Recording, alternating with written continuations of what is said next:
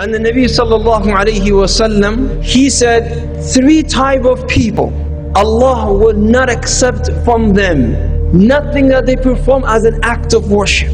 First of the 3, al-aaq, the person who is rude to his mother or to his parents, person who talks back, person who does not listen to his mother.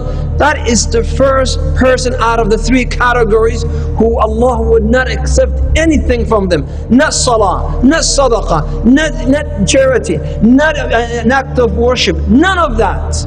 The second, he said, al-mannan. And al-mannan is the person who gives you something. Well, look, I gave you this. Well, I gave you this and that. You should be grateful to me.